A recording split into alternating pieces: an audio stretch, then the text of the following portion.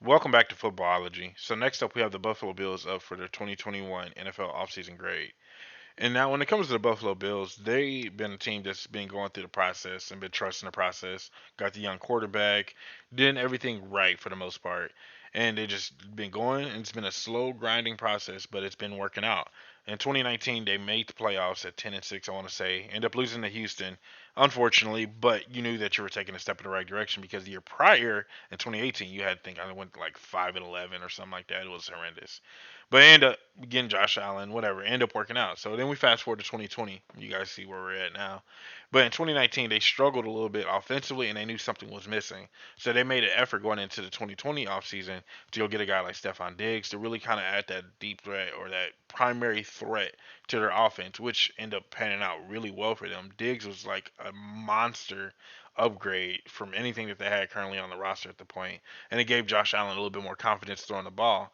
Now, where the Buffalo Bills really start to lack was in the run game.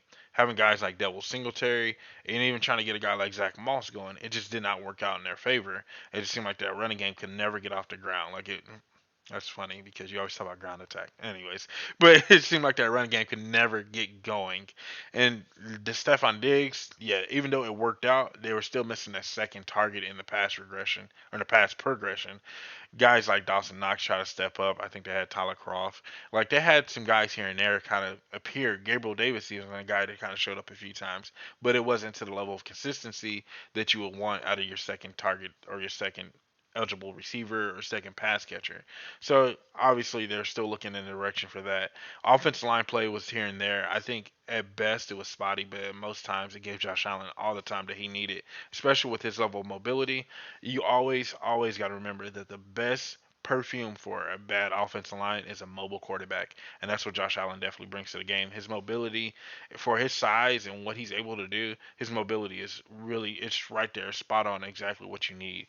But offensively, they took strides in the right direction, especially getting a guy like Diggs. And then we flip it to the defense side of the ball. I like this defense. I'm in love with this defense, to be completely honest with you guys. The only thing that kind of turns me off about this defense is their lack of ability to generate a natural pass rush. They always have to they have to manufacture a pass rush by sending blitzes and things like that. And what it winds up doing is really hurting you on the back end. Now on the back end, they're really strong with guys like Jordan Poyer and Micah Hyde. Levi Wallace, I'm high on Levi Wallace. Even though he has spotty play at time, I'm high on Levi Wallace. But even Tre'Davious White, which is one of my favorite corners in the league right now, guys like those, they give you the opportunity to run those blitzes, but at the same time, it kind of leaves you more vulnerable at times too. If you're going against a team that has that two threat, pass catching threat, or even a ground game, it just kind of takes things off edge a little bit.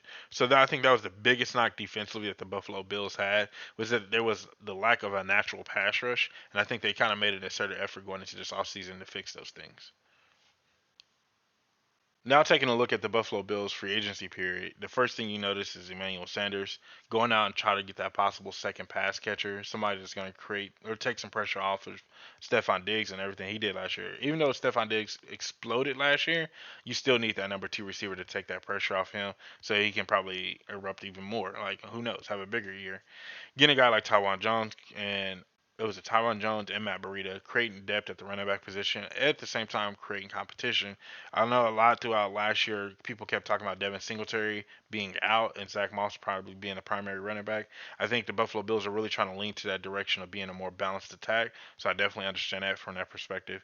Getting Isaiah McKenzie replaces John Brown gives you that gadget or utility guy. They can do a little bit, a little bit of this, a little bit of that.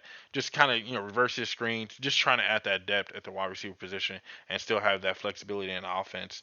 Jacob Hollister creating competition at the tight end position. Once again, depth.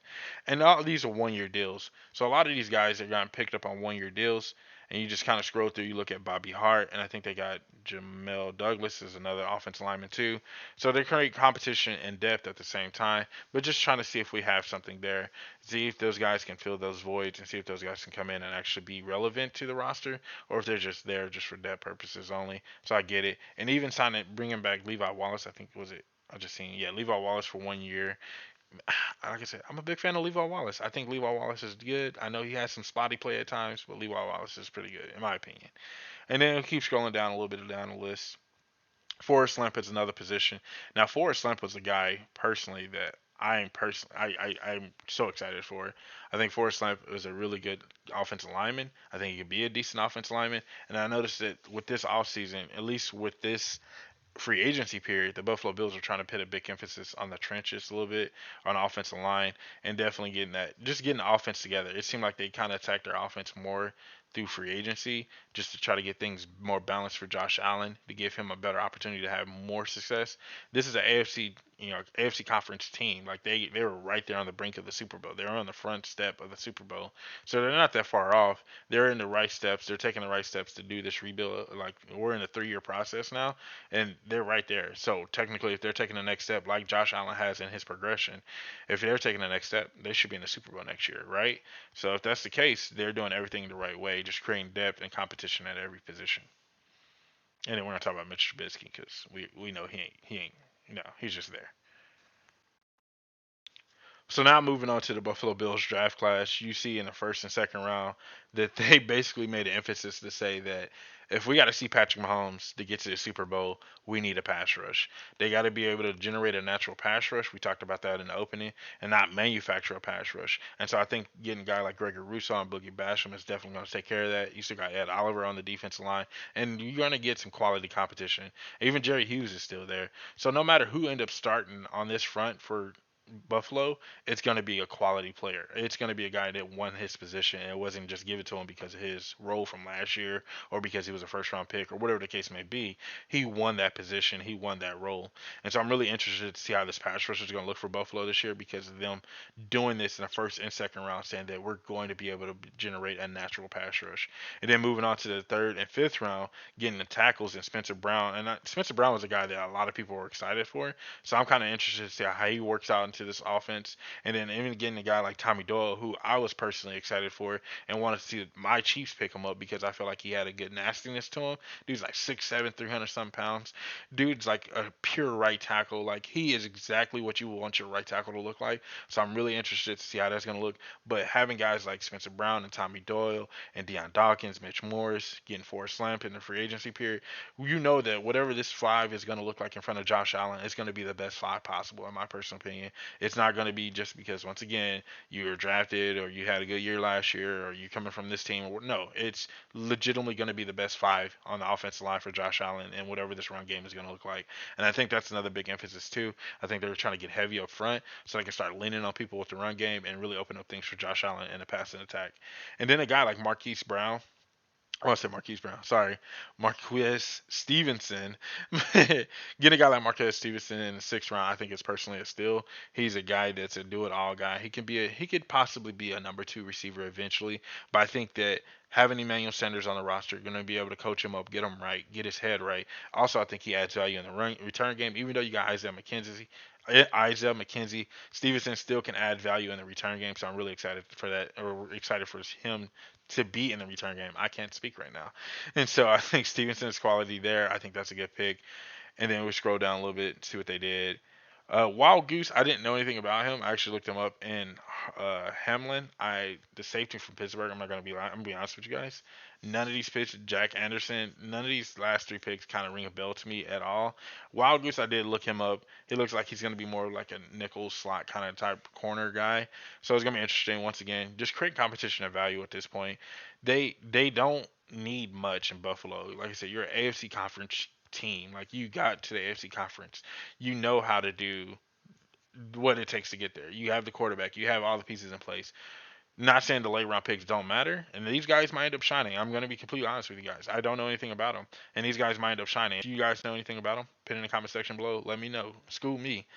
And but if these guys turn out to be something, that's cool. But for the most part, if you're Buffalo, it was all about what you're going to do in the early parts of the draft, and everything after that was just going to create more depth and more value at the position. That's it. Like you're just trying to get your best starting 22, 33 guys, or your best suited was like 40 some guys they suit every game. So it's like that's all you're trying to do. Like you're just trying to get the best available guys that you can every Sunday. And I think that they did a really good job on that, creating that competition. Like I keep saying competition because that's what you need for a team like Buffalo. They're on the brink of a Super Bowl. You need to make sure that you're putting out the best product you possibly can. So for the Buffalo Bills offseason, I got to give them an A. They've done so many great things up until this point. they've done year in and year out. They've always addressed their needs, no matter what it was. They went out and they were aggressive with their needs. They were aggressive in free agency. They were aggressive in the draft. A for aggressive. Like that's what they've been. And through when you're doing these rebuilds, you need to know your weaknesses and you need to address them ASAP. You don't sit back and you wait and you see what happens. No, no, you go out and you do what needs to be done. You go get a Stephon Diggs. You go, even though Stephon Diggs is not included in this grade, I'm just saying their overall rebuild and the way they're going about things is just beautiful. I got to give them credit. And even this offseason, they can't generate an actual pass rush through the whole 2020. So what they do is they go out in the draft and they get two pass rushers in the first two rounds because they know we need to generate a natural pass rush in order to have that success. If we got to see Patrick Mahomes to get to the Super Bowl, this is what we need, okay? And we're not going to sit back and wait for it. Now, the running back position definitely is still there's still some there to be desired, but I know they got guys. Once again, they got guys they like on the roster. But hopefully, throughout the season, if things are not working, that they're aggressive and like up to the trade deadline and changing up things, whatever the case may be. Hopefully, they're aggressive with that. But for the most part, I love this offseason. You can ask for a better offseason if you're Buffalo. If you're a Buffalo Bills fan, let me know what you think in the comment section below. Did I grade it too high? There was some transactions that I didn't talk about that you see have a bigger impact on you guys' roster? Let me know what you think in the comment section below. And if you're not a footballologist, I don't know what you're waiting on. Gonna hit that subscribe button today and become a footballologist. And stay safe, football fans.